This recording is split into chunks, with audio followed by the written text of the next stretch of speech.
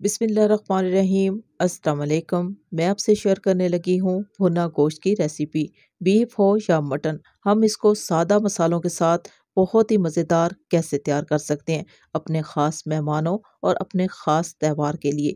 एक अलग सी रेसिपी आपसे शेयर करने लगी हूँ। रिक्वेस्ट है कि वीडियो को मुकम्मल वॉच कीजिएगा। इसकी तैयारी के लिए हमने लिया है कुकर और इसमें हम डाल देंगे बीफ का गोश्त 1 किलो। अब ये रेसिपी आप किसी भी रेगुलर बर्तन में तैयार कर सकते हैं। कुकर में जल्दी तैयार हो जाएगी और किसी और बर्तन में थोड़ी लेट तैयार होगी। अब इसी गोश्त में हम घी का इस्तेमाल करेंगे। हम ले रहे हैं देसी घी। अगर आपके पास देसी घी है तो आप लाजमी इस्तेमाल करें, नहीं तो रेगुलर घी का इस्तेमाल भी कर सकते हैं, लेकिन ये रेसिपी घी में ही तैयार होगी। अभी हमने गोश्त को अच्छे तरीके से घी में मिक्स कर देना है। जब ये मिक्स हो जाएगा तो इसी गोश्त में हम डाल देंगे हरी मिर्चों का पेस्ट जितना हमें चाहिए। साथ ही शामिल कर देंगे 4 से 5 चम्मच भर के लहसुन और अदरक का पेस्ट।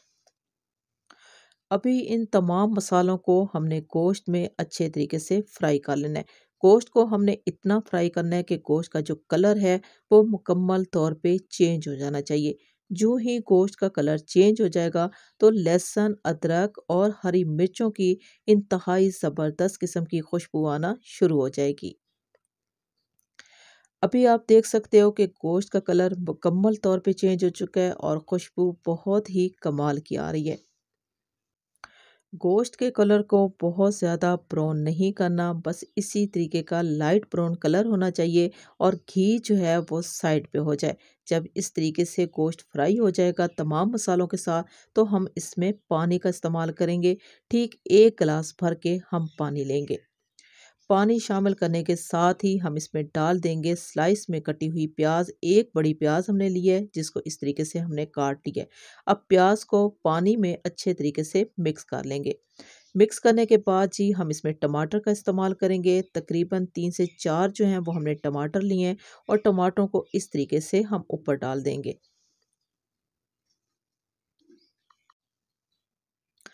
साथ में ही हम कुछ हरी मिर्चों का इस्तेमाल करेंगे। हरी मिर्चें शामिल करने के बाद ही हम लगा देंगे ढक्कन और तकरीबन 10 मिनट तक हमने इस गोश्त को कुक कर लेना है। इस गोश्त को हमने 80% तक लाजमी गला लेना है।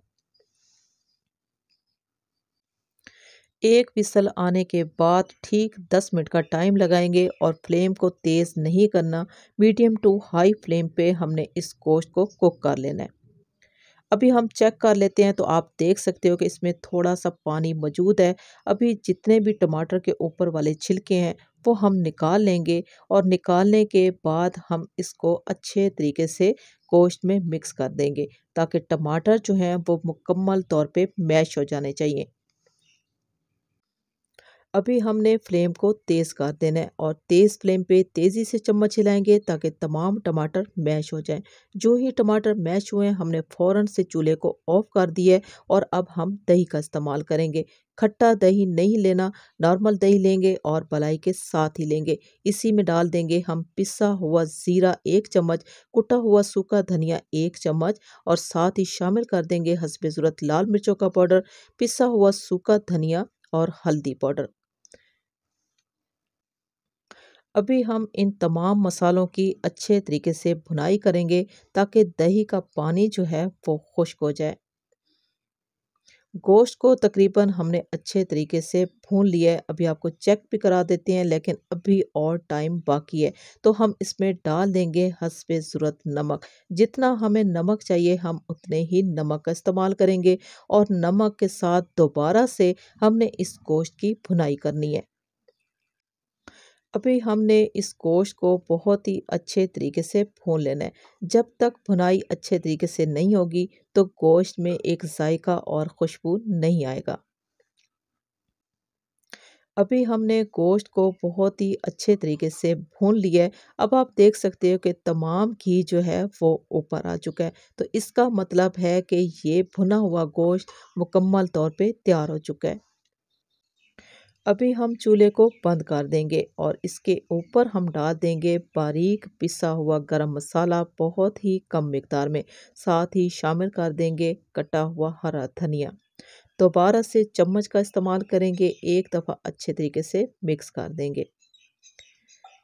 बहुत ही मज़ेदार और बहुत ही खुशबूदार आसान तरीके से बना हुआ ये भुना गोश्त कैसा लगा? अच्छा लगा हो मेरे बनाने का तरीका और ये रेसिपी, तो मेरी आपसे रिक्वेस्ट है कि आप मेरे चैनल को सब्सक्राइब कर लें, मेरी वीडियो को लाइक और शेयर ज़रूर कर दें। इसी के साथ ही मैं आपसे इजाज़त चाहूँगी। अल्लाह हाफ़िज़।